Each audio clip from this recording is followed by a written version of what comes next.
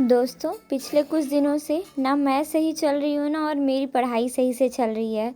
पर मैं कोशिश करती हूँ कि जितना हो पाए उतना पढ़ाई करूँ। रात को लगभग थोड़ी देर पढ़ाई करके सो जाती हूँ।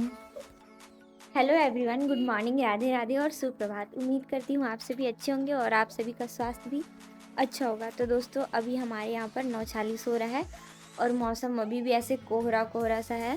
साफ मौसम हो नहीं पाया है और सारा कुछ ऐसे धुंधला धुंधला सा ही। आप लोगों को मैं दिखाती हूँ थोड़ा सा व्यू, आप सब देख पाएंगे। थोड़ी ही दूर में दो बच्चे स्कूल जाने के समय से थोड़े पहले तैयार हो चुके हैं और खेल रहे हैं। चारों तरफ खाली जगह और कोहरा ही कोहरा नज़र आ रहा है। कुछ गाय बछड़े चर रहे हैं क्योंकि सुबह का समय है और बच्चे खेल भी रहे हैं। बाकी कुछ बच्चों का स्कूल सुबह होता है जो कि प्राइवेट स्कूल वाले हैं, तो वो जा चुके हैं। फ़िलहाल कुछ इस तरीके का नज़ारा रहा सुबह का मेरे घर के सामने वाला। तो दोस्तों, आज मेरे 8 आवर स्टडी चैलेंज का 10वां दिन है। बहुत ज़्यादा बेनिफिट तो नहीं हुआ, हाँ, पर हैबिट में बहुत सारी चीज़ें आ गई हैं।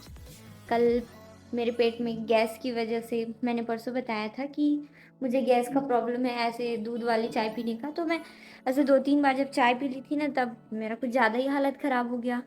पेट दर्द और ऐसे वोमिट सा कुछ हो नहीं रहा था, पर ऐसे हो, फिर खाना पीना और बाकी सारी चीज़ें, मतलब कुल मिला के डिस्टर्बेंस थी। तो सही तो नहीं रहा। हाँ, मैंने कल पूरे दिन में सिर्फ और सिर्फ 2 घंटे ही पढ़ाई किए, तो ये तो सफिशिएंट नहीं था। पर अब आगे सब चीज़ों को सही करने के लिए थोड़ा सा एक्स्ट्रा एफर्ट डालना पड़ेगा। और क्योंकि दिन बीतते जा रहा है और अब लगभग 30 दिन का और सफ़र है, फिर देखते हैं एंड ऑफ द स्टोरी इस चैलेंज से मुझे क्या बेनिफिट होता है। तो बेनिफिट अगर मुझे चाहिए तो उसके लिए बहुत ज़्यादा मेहनत करना पड़ेगा, और मेहनत इन द सेंस कि जितना चल रहा है उससे 4 गुना ज़्यादा, तब तो रिज़ल्ट आएगा ना। क्योंकि अभी बीच में काफ़ी ज़्यादा डिस्टर्बेंस हुआ। ये तो हम किसी भी काम को जब स्टार्ट करते हैं ना तो दिक्कत आना तय है, क्योंकि जब हम कुछ चीज़ें प्लान करते हैं तो नेचर भी चाहता है ना कि वो चीज़ें ईजिली कंप्लीट ना हो। तो अभी बीच में तबीयत ख़राब, मूड अपसेट, चीज़ें 8 आवर से 2 आवर, 3 आवर, 5 आवर में मतलब चल रही थी। पर कोशिश है कि ये 3 आवर, 2 आवर, 8 आवर में मल्टीप्लाई हो और मोर देन 8 आवर हो। इसके लिए बहुत सारे एफर्ट्स डालने पड़ेंगे। Bye bye Ritu. तो कोशिश करते हैं, शुरू का सफ़र करते हैं। मेरे घर में जितनी लड़कियां हैं ना उससे कम लड़के हैं, पर हम चाहते हैं कि आने वाली जो हमारे घर में बहुएं हों वो सेफ के साथ साथ थोड़ी खुद को लकी फील करें। इसलिए सीमा ने आदित्य के साथ मिलकर थोड़े बर्तन धुलवाए और उसने भी बाकायदे खुशी से वो काम किया। मैं थोड़ी देर बाद दुकान में आ जाती हूँ, अपने नोट्स को इधर उधर देखकर थोड़ा समेटने का काम करती हूँ। दोपहर तक मैं थोड़ी देर तक पढ़ाई करती हूँ। ऐसे तबीयत मेरी सही तो थी, पर मूड मेरा आज उतना सही नहीं था, इस वजह मैंने फिर से बहुत कम पढ़ाई की। हाँ, जैसे मैंने स्टार्टिंग टाइम पे किया।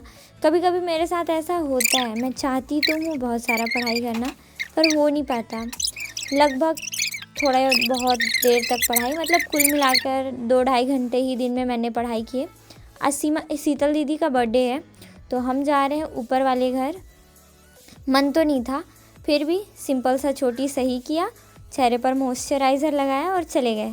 तो गाइस, हिना दीदी की एंट्री हुई है। और हिना दीदी, गाइस मैं एक सेट के निकाल दी, इसको बहुत अच्छा लग रहा है। घर ताला लगा है बाबू, एकदम चिकन चिकन। ये मेरी नानी। देखिए 6 लिखे हुए। बर्थडे वाला रूम में चलते हैं। Happy birthday girl. Guys, meet my family. हेजलम पार्टी नहीं दे रहे हैं, माँ भी खा के उठी है। क्या नानी, पार्टी उठी नहीं देना है?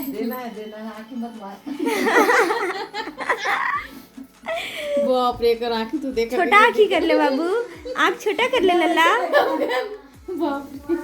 सोनू भाई भूखे लगा पहले शीतल सोनू भैया इसी ना फोटो एकरा भूखे लगाए दे से कर पर माला पोछ के लगाई से अपन गाल के किसके पास जाएगी टुन्नी? आजा बाबू आजा। किसके पास जाएगी? सीमा दीदी पास जाएगी? जाओ। हाँ रानी दीदी पास है वो। बोले किसी के पास नहीं जाऊंगी मैं। आजा मेरे पास रहेगी ना? आजा आजा पप्पी दे। हाँ। गंदी है ना?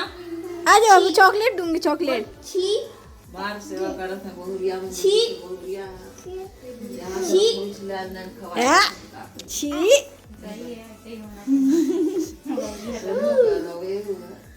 अरे बाप रे केयर कर प्रॉब्लम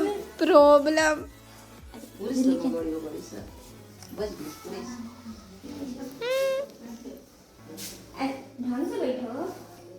देखो भाई कैसे अच्छे से बैठा है। नाम हम पूछो भाई आपका नाम क्या है? का नाम बा तोहार? बाई फेस आप सभी देख सकते हैं मेरे घर महिला मंडली कुछ इस तरीके से है और शीतल के कुछ फ्रेंड्स और हम सारे फैमिली वाले। घर के बाकी लोग बालकनी वाले इलाके पर हैं, मतलब जो गली है उस पर है, और हम रूम के अंदर हैं क्योंकि महिलाओं की संख्या ज़्यादा थी इसलिए घर के पुरुष साइड में। क्या बाबू किसका बर्थडे है? शीतल दीदी का केक कटने से पहले थोड़ा सा आरती होगा और सबको लगेगा टीका। ये पता नहीं कौन सा रिवाज मना रहे थे। ऐसा पहली बार हुआ कि घर के सारे बच्चे टीका लगाने की जिद कर रहे थे और फिर हमने हैप्पी बर्थडे टू यू किया। Birthday to you, happy birthday to you, happy birthday बाबू शीतल।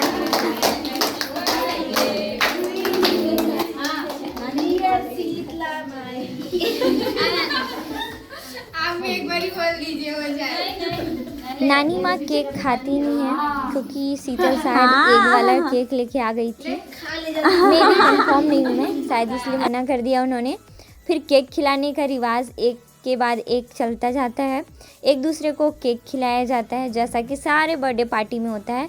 और ये भाभी ही है, दिमाग ख़राब करने वाला काम करती। मेरे भी चेहरे पर इन्होंने केक लगाया था और बाकी सारे लोगों के, कहने का मतलब बर्थडे मनाने आए हो। ये दोनों साइड में आराम कर रहे थे। हमने इनके तपस्या में भंग डाल दिया। सीमा कहती है नागिन। बाबू गुस्साया था। और ये हमारे छत्तीसगढ़ में ना ऐसा तब बनाया जाता है जब नई खेती होती है और आंगन में लटका दिया जाता है और चिड़िया पक्षियों को ना थैंक्स कहने के लिए सारा चीज़ बनाया जाता है। आंगन में लगा करके छोड़ देते हैं। आपके घर होता है क्या, आपके साइड में? तो होगा तो कमेंट करना ना भूलें। और फिर मैंने थोड़ी देर पढ़ी हुई चीज़ों को रिवाइज़ किया और जा कर के सो गई। तो मिलते हैं आप सभी से कल के ब्लॉग में।